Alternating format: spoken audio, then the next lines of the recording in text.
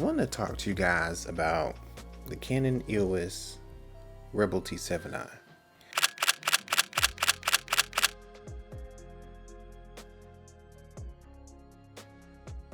It's an entry-level DSLR, and it's a pretty good one at that.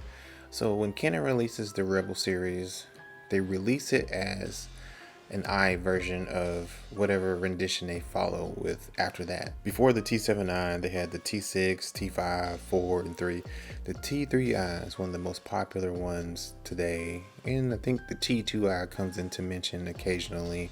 I think that was one of the first ones that changed a lot of things for a lot of people. But the T3i is highly sought after. Even if I try to go find a T3i right now, it's really expensive, which makes no sense whatsoever, especially since they have the T8i out right now.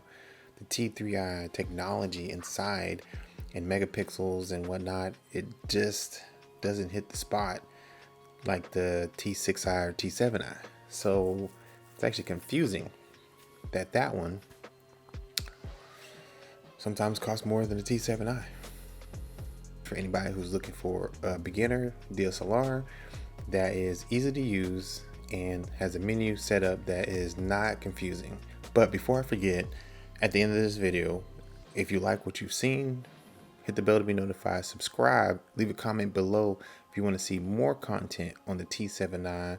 And then if I get enough comments saying that, yeah, let's share some more, then I'll put out the rest of the content that I have on this particular device. Now you're going to see these videos where they say you need to be in manual mode, you need to be setting your exposure. But for any new person trying to get into it, like especially if they want a camera for their YouTube channel, you just put that thing in auto settings for filming. But as far as audio, you want to go in manual settings, get an external mic, plug an external mic into the mic port, set your settings to the third notch, set your audio levels to the third notch before the last one to the highest point. So I think that's like around -12 decibels. So if you set it right there, you should be good. And then when you go into post, then you can kind of play with your audio settings, make sure you're not overdoing it. But if you're kind of a loud talker, you want to kind of be in the halfway mark, especially if your mouth is pretty close to the mic and you talk with some bass or talk pretty loud with your voice, put that audio right in the middle. But you got to make sure it's on manual settings, and then you got to move that little slider notch over to the middle, or you can keep it right at the third mark. That's the notch before the top.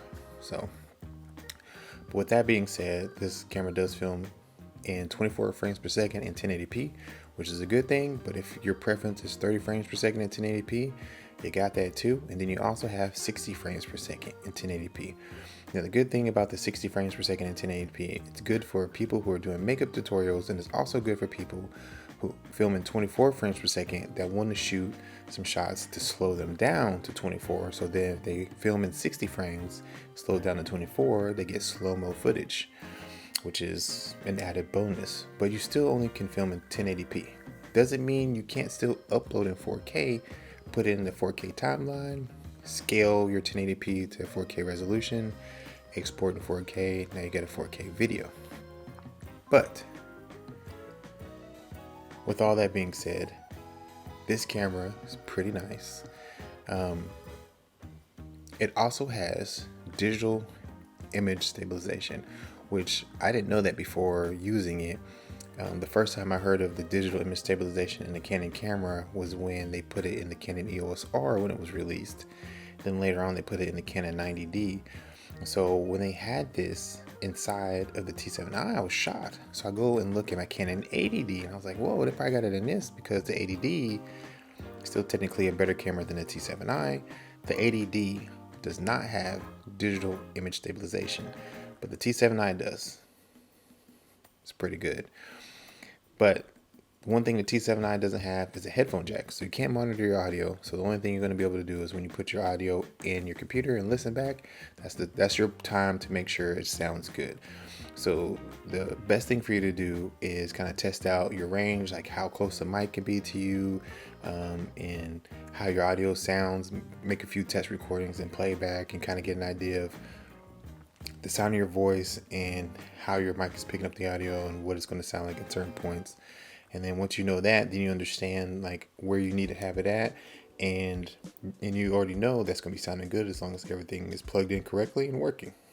Another thing that you can do with this camera is time-lapse movie, which is pretty cool. I didn't expect the T7i to have some of these features.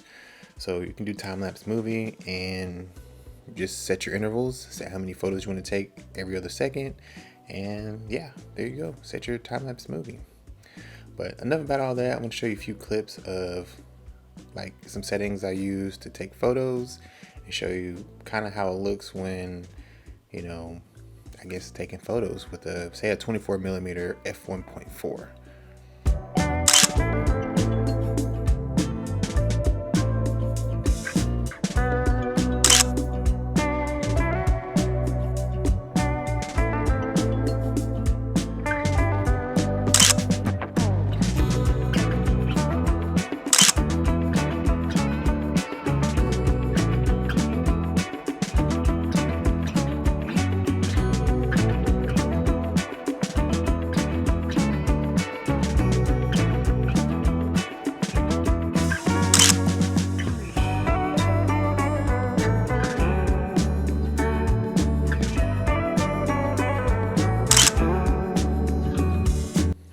But that's all I have for today.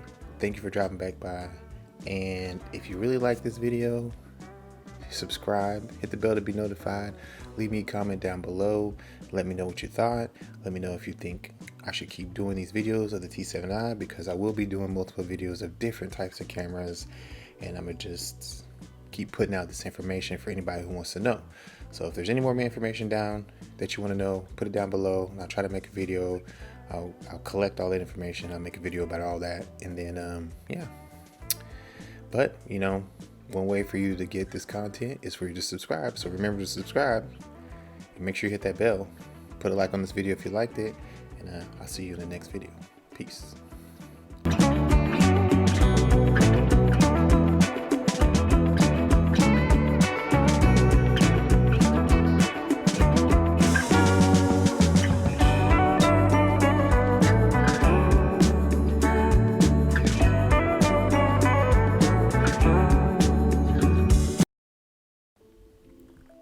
Alright, so